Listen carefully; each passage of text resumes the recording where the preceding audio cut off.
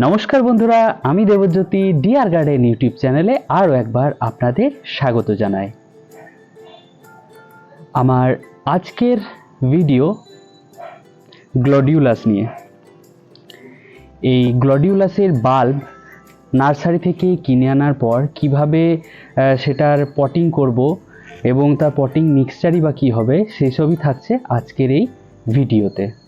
তাই স্কিপ না করে বন্ধুরা পুরো ভিডিওটা শেষ পর্যন্ত দেখতে থাকুন। তাহলে চলুন ভিডিও শুরু করা যাক।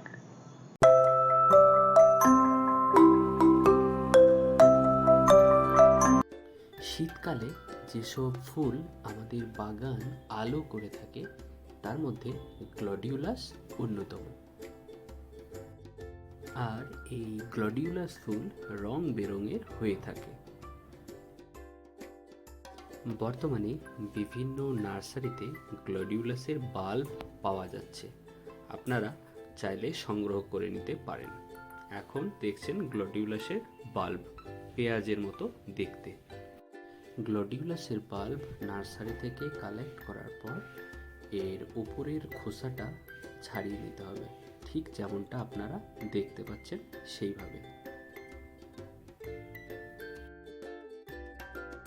খোসা ছাড়িয়ে ঠিক এরকমটা করে নিতে হবে, যেমনটা আপনারা এখন দেখছেন।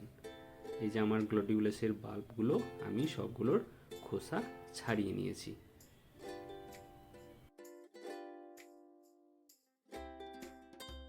এরপর একটা পটে নদীর বালি ভালো করে ধুয়ে রেখেছি। এর মধ্যে একটু গর্ত খুঁড়ে আমরা ওই গ্লোডিওলাসের বাল্বগুলো একটু পুঁতে রাখবো।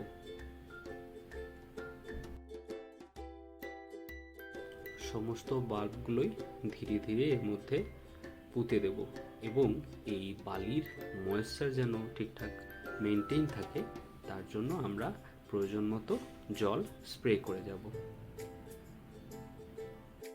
কিছুদিন পরের আপডেট নিয়ে আপনাদের সামনে হাজির হয়ে গেছি।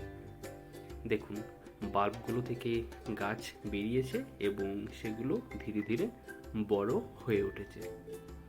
আর এখন সময় হয়েছে এগুলোর রিপোর্ট করার।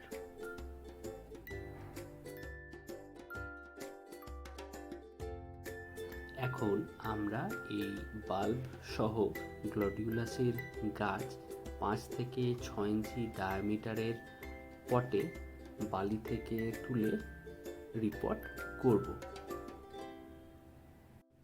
গ্লোডিওলাস পটিং করার জন্য যে পটিং মিক্স প্রয়োজন হবে এবার সেটা আপনাদের সাথে শেয়ার করি।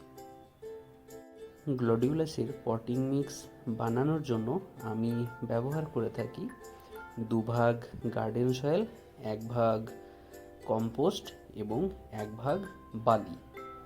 আপনারা দেখতেই পাচ্ছেন যে আমার এই পটিং মিক্স রেডি হয়ে রয়েছে এবং কয়েকটি গ্লোডিওলাস পটিং করাও হয়ে গেছে। এবার একটি গ্লোডিওলাস পটিং এইমাত্র করব। আর এই পটিং করার জন্য একটা টব নিয়ে নিয়েছি এবং টবের ছিদ্রগুলো মাটির খোলামকুচি টুকরো দিয়ে বন্ধ করে দিচ্ছি যাতে টবের ড্রেনেজ সিস্টেমটা ঠিকঠাক থাকে।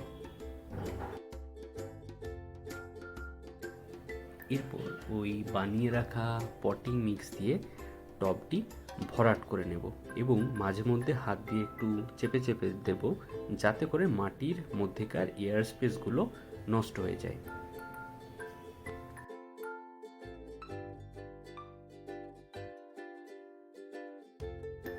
মাটি ভরাট করে নেওয়ার পর বালি থেকে আমরা ওই গ্লোডিওলাসের বাল্বটা আস্তে আস্তে তুলে নেব এবং টবের মিডল পজিশনে রেখে বাকি অংশ আবার আমরা অবশিষ্ট পটিং মিক্স দিয়ে ভর্তি করে দেব।